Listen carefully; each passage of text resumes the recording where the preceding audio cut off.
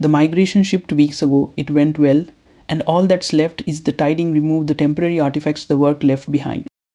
The team classifies the task the way anyone would, clean up routine safe to run at full autonomy, and on paper it is. The agent builds its deletion list the sensible way, everything carrying the migration's temporary prefix. And the backup snapshots carry that same prefix sitting right where the migration wrote them, the copies you restore from if this ever went wrong. The snapshots match the pattern. The pattern is the list, and the list is authorized because the task is routine. Nothing blocks it, nothing asks. Deleting a file and deleting the only road back are the same key press to every safeguard in this repository. The cleanup completes in 90 seconds and the board marks it done. A week later, a subtle corruption surfaces, traced back to the migration, and the fix is the one this course taught in episode 6. Roll it back. The road back was the snapshots, and the snapshots died in a routine cleanup authorized by nobody because routine needs nobody. Here is the sentence to remember. The chore was routine. One action inside it was forever, and the design only ever weighed the chore. Freeze it there. Because the exam's last domain rests on the line, this team missed. Actions carry the risks, tasks just carry the actions. Here is the shape it will hand you.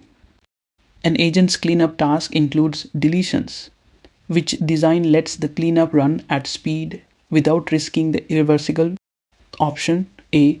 Classify the task. Cleanup is routine work, so let it run at routine autonomy. Option B. Require a person to approve the whole cleanup task every time it runs.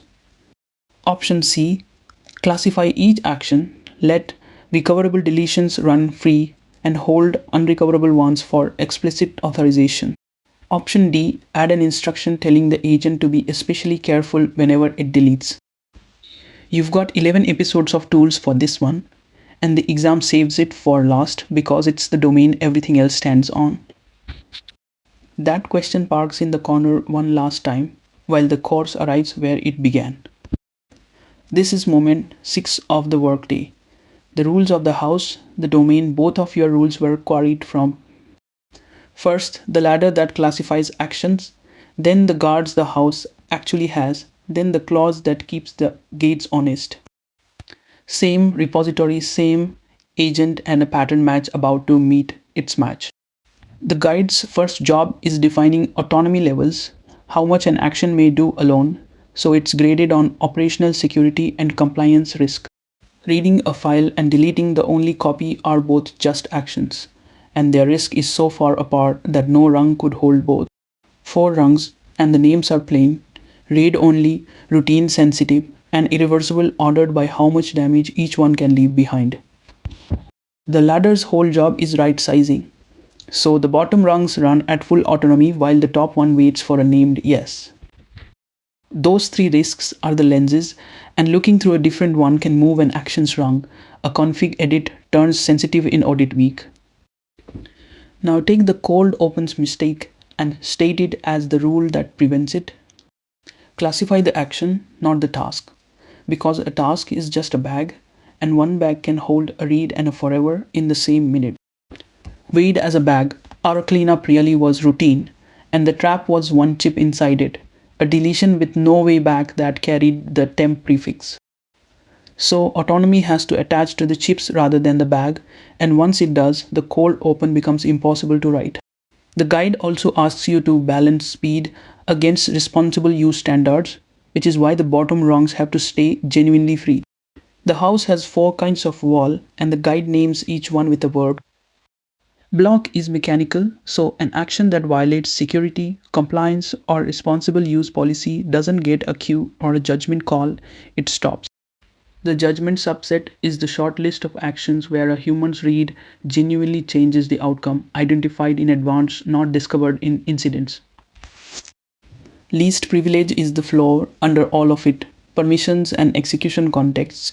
Scope down to this one task, episode 4 scholars named formally, and at the top, explicit authorization for the irreversible and the compliance sensitive, and explicit is the load-bearing word.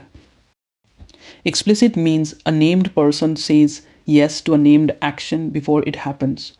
not a standing default, not a silence that counts as consent. Run the cold open against these walls, and the deletion with no way back stops for a named yes. That's how the snapshots survive. The walls stack so most bad actions don't even reach judgment. Least privilege and the block have already thrown them out. Every wall points at safety, the guide's last clause points at speed. Preserve velocity by minimizing approvals that do not materially reduce risk. That sentence is where your second rule was quarried. Size the gate to the risk, and velocity here just means how fast the work still ships. A gate that wouldn't have changed the decision is just a queue, delay without safety, and the guide instructs you to remove it. That's why the bottom rungs run free, and why one person, not 40, can watch a whole fleet of agents.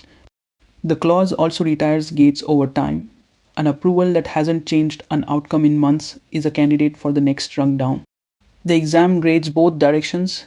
An answer can fail by guarding too little, and it can fail just as hard by guarding everything. 11 episodes of Gates, every single one sized to its risk, and this clause is the reason why.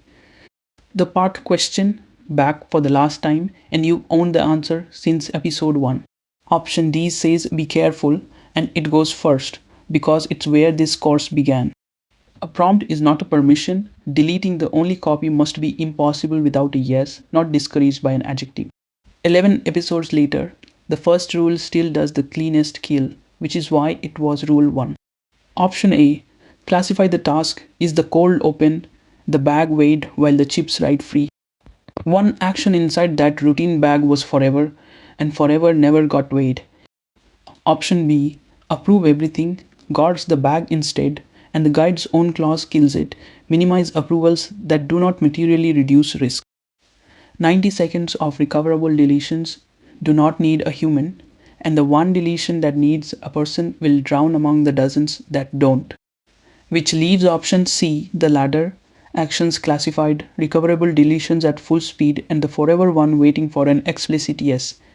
The cleanup stays 90 seconds. The snapshots stay alive, and the house has rules instead of hopes. Every guardrails question weighs actions against walls. Find the action that can't be undone, and make sure the design makes somebody say yes to it.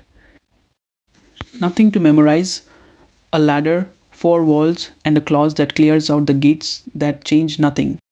Here is what you carry out of the whole house and the whole course. One agent's workday was the entire syllabus before it runs its hands, what it remembers, the reckoning, colleagues, and the rules of the house. Rule 1. A prompt is not a permission. Pick the control build for the named risk. Rule 2. Size the gate to the risk, human judgment, exactly where it changes the outcome and nowhere else. Name the moment, then size the gate. That's the whole method on every question this exam can ask. Go take it, and when the screen says pass, remember what got you there was knowing whose job every safeguard is. Episode 1 opened on a careless Friday, 4 words, and an agent quietly merging its own fix over a deleted test. That Friday cannot happen in the house you now know how to build, and that, not the certificate, is the thing you actually studied for.